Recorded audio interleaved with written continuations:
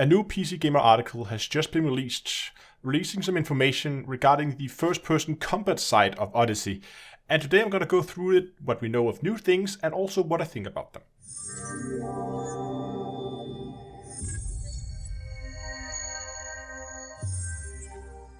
Today's video is sponsored by SecretLab.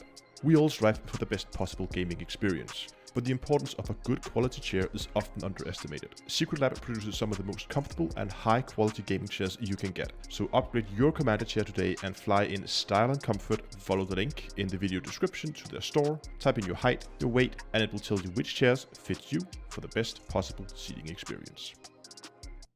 Hello ladies and gentlemen, and welcome back to Elite Dangerous with Down with Astronomy. Today we're going to talk about the article that we've recently got some screenshots, well not screenshots, it's a physical article, so pictures of, that I think is officially going to be launched on Thursday, but again the physical copy is already out, so there's been some pictures floating around on Reddit. In the beginning of the article they go in and they talk about the kind of feel that they want for the first person shooter part of Odyssey. They're kind of describing as kind of a middle way thing. It's not going to be like a ultra fast paced Twitch shooter where reaction speed is king, but it's not going to be extremely slow paced, very methodical, like borderlining turn based. It's going to be kind of a in between kind of thing, where reaction speed seems to have an impact, but also you can make do with just being able to think ahead and be one step ahead of whoever it is you're shooting at in case of PvP, or maybe you can learn to predict the movements and behaviors of the NPC. So it seems like they're trying to hit a balance in terms of gameplay, which I think is pretty nice. I mean, we have to remember that the average player for Elite Dangerous, I think, is quite a bit older than most other first-person shooters. At least if I look at the demographic on my channel, I think the average viewer is around 33, which is quite a bit more than you would see in many other shooters, I think. So I think going for something that not necessarily requires ultra-fast reflexes, because let's all be honest, maybe not as fast as we were when we were 20, but still, you get my point. Next, they go in and they talk about the weapons, and I actually really like what they've done here. So, while the weapons, of course, will most likely differ in the way they function in terms of, like, there will be different damage types. They confirmed there will be at least lasers and some kind of slug ammo, so we will have thermal and kinetic.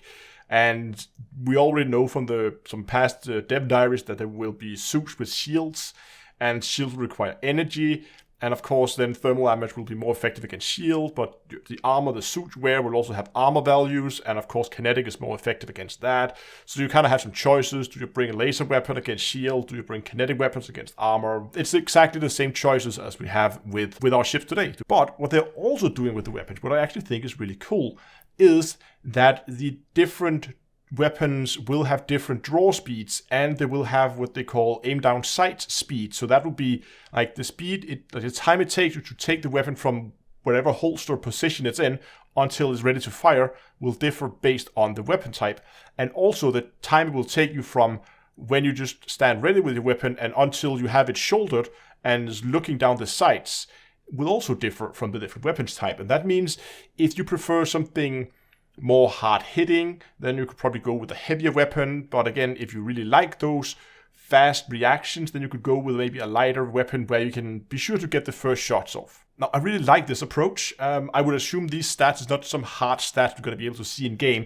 This is basically going to be the feel of the weapon. Do you like the weapon? And that is with anything else, just as with ships in Elite, they also have different feels based on their maneuverability and how they react and how they fly, and it's depends from person to person what they like. And I think it's going to be very much similar with the weapons, that some may prefer a heavier, slower weapon, some may prefer a smaller, lighter weapons. And later on in the article, I'll come back to this in a second, they also discuss that there will be different types of, there will be like primary weapons, indicating that we'll also be able to have sidearms. I would assume something like sidearms is going to be very, very quick to draw, since they will probably be smaller and lighter, whereas main weapons will probably be a little bit slower. Next, they dive into the suits a little bit, and they kind of confirm some things that we kind of already knew a little bit, that there will be different suits, they will have different shields and different armor values. What they also said is that they will have different tools available to them. So if you go with a combat suit, you might not be able to have all the different like scanners and maybe hand miners or whatever other tools there's going to be, they'll not be available to you in a combat suit. Give an example of some other things that also can differ from the suits is in the tactical suit, which seems to be their combat suit, and you're going to be able to carry an extra primary weapon. So as I said before, they now say we are going to have primary weapons, indicating there will also be sidearms or secondary weapons. So an extra primary weapon will be really, really strong, I think, in a combat scenario, obviously, because it'll be talked about it. There's going to be kinetic damage, there's going to be thermal damage. You might want to bring both a kinetic and a thermal weapon, and it might also be nice to be able to...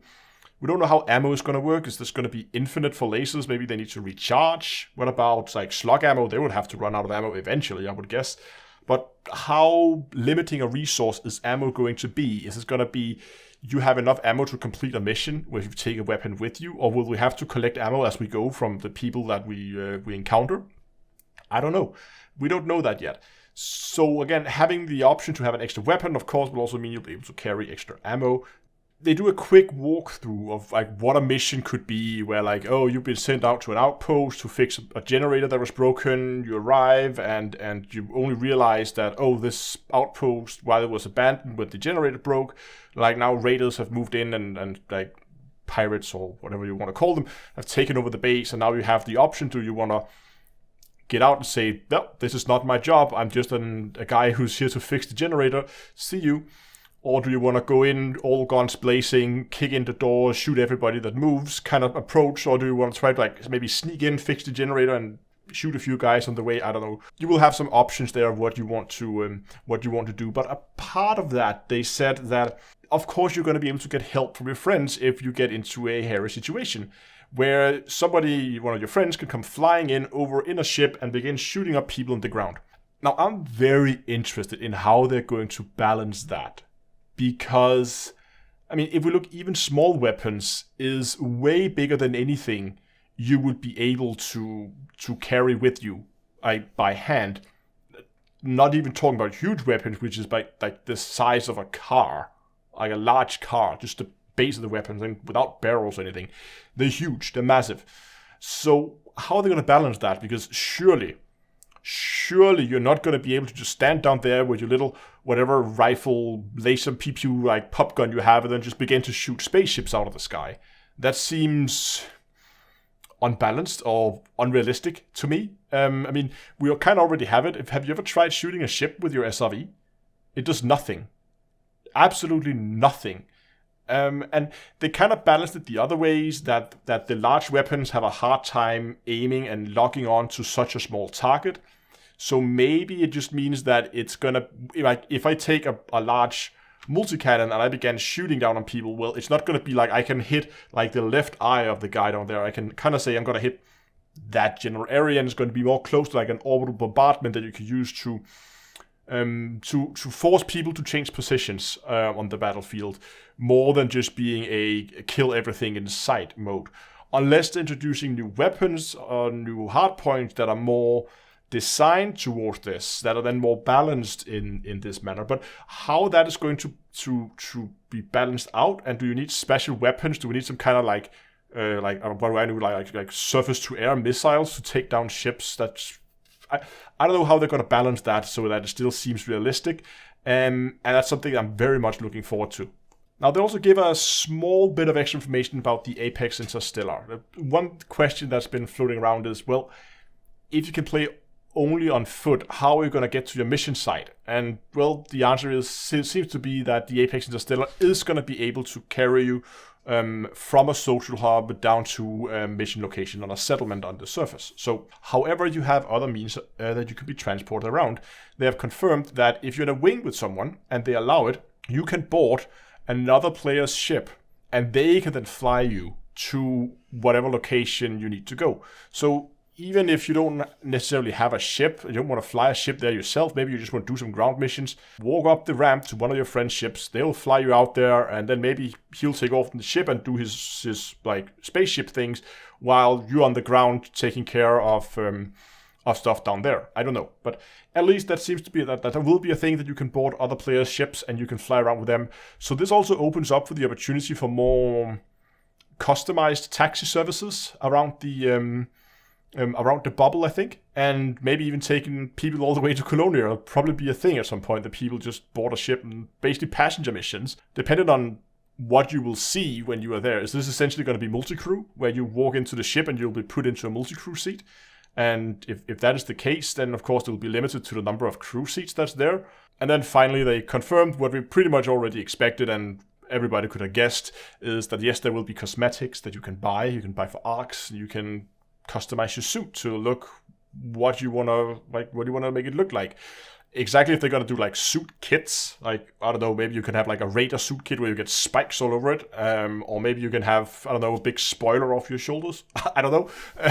That would actually be quite hilarious. But as always, if you want to keep yourself updated on the latest news on Odyssey, then go down and hit the subscribe button, give this video a like while you're down there anyway. Thanks a lot for watching, guys. I hope you enjoyed this video, and until next time, I will see you guys in space.